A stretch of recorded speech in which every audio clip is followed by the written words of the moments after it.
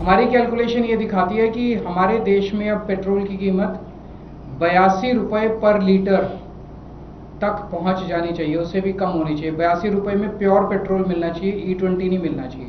$70 पर बैरल जो आज की कच्चे तेल की कीमत है, उसको अगर एक्सचेंज रेट से मल्टीप्लाई करके कच्चे तेल की कीमत को रुपए में कन्वर्ट किया जाए तो 42 रुपये प्रति लीटर कच्चे तेल की कीमत है। सरकार ने तेल की कीमत जब कच्चे तेल की कीमत कम हुई, देश के अंदर पेट्रोल की कीमत नहीं बढ़ाई। पिछले साल 77,000 करोड़ का प्रॉफिट,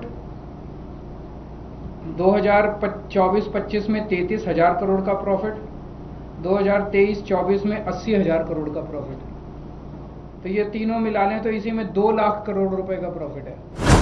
तो अगर 4 महीने अगर थोड़ा बहुत लॉस हो गया तो कह रहे हैं अब हम बम्पर प्रॉफिट कमाएंगे, क्योंकि पिछले 3 महीने में थोड़ा सा लॉस हुआ।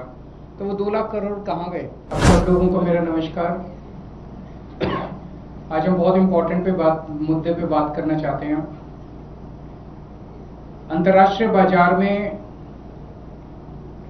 कच्चे तेल की कीमत $115 पर बैरल से $70 पर बैरल आ गई है। फरवरी, मार्च, अप्रैल में कुछ हद तक इसमें $115 पर बैरल थी और अब मार्केट में, अंतर्राष्ट्रीय मार्केट में $70 पर बैरल है। लेकिन हमारे देश में पेट्रोल की कीमत मई में 102 रुपये पर लीटर कर दी थी और वो अभी भी 102 रुपये पर लीटर है, और वो भी E20 की कीमत 102 रुपये पर लीटर है। जबकि अगर कच्चे तेल की कीमत कम हुई है तो हमारे देश में पेट्रोल की कीमत भी कम होनी चाहिए। हमारी कैलकुलेशन ये दिखाती है कि हमारे देश में अब पेट्रोल की कीमत 82 रुपये पर लीटर तक पहुंच जानी चाहिए, उससे भी कम होनी चाहिए। 82 रुपये में प्योर पेट्रोल मिलना चाहिए, E20 नहीं मिलना चाहिए। वो कैसे है, मैं थोड़ा सा आपको समझाता हूं। $70 पर बैरल जो आज की कच्चे तेल की कीमत है, उसको अगर एक्सचेंज रेट से मल्टीप्लाई करके कच्चे तेल की कीमत को रुपए में कन्वर्ट किया जाए तो 42 रुपये प्रति लीटर कच्चे तेल की कीमत है। उसके ऊपर जितने चार्जेस है वो मैंने एज इट इज कांस्टेंट रखे हैं, वो मैंने कम नहीं किए।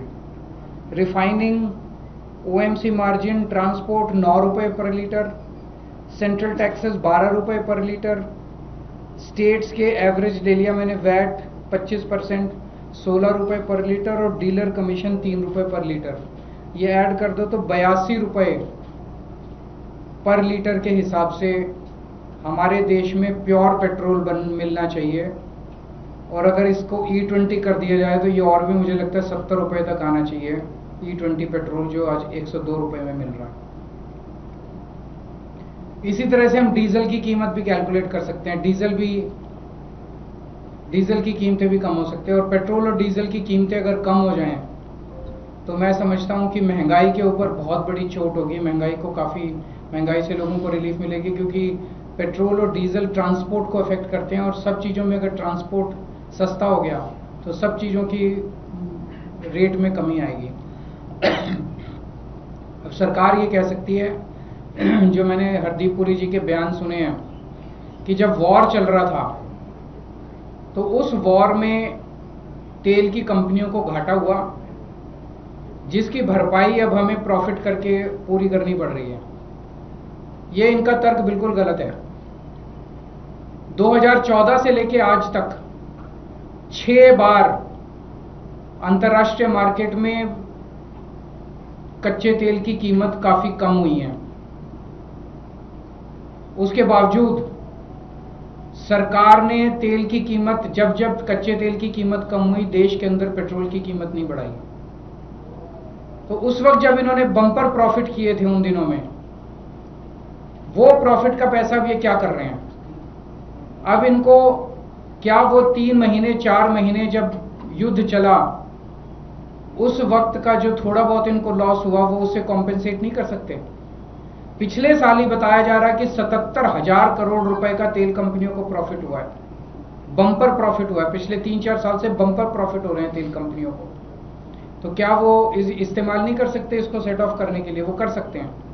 तो जो अभी हम लोगों से 102 रुपये चार्ज किए जा रहे हैं वो बहुत ज़्यादा है, और मेरी देश के लोगों की तरफ से सरकार को डिमांड है कि आप तुरंत इसको 82 प्योर पेट्रोल आप 82 रुपये प्रति लीटर देना चालू कीजिए, और E20 अगर देना है तो वो और भी कम होना चाहिए। सिंपल सी बात है, 77,000 करोड़ रुपए का प्रॉफिट। मैं आपको बताता हूँ इनको कितना कितना प्रॉफिट हुआ है।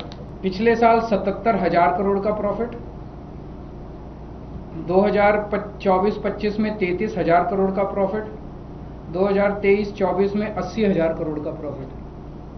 तो ये तीनों मिला लें तो इसी में 2 लाख करोड़ रुपए का प्रॉफिट है।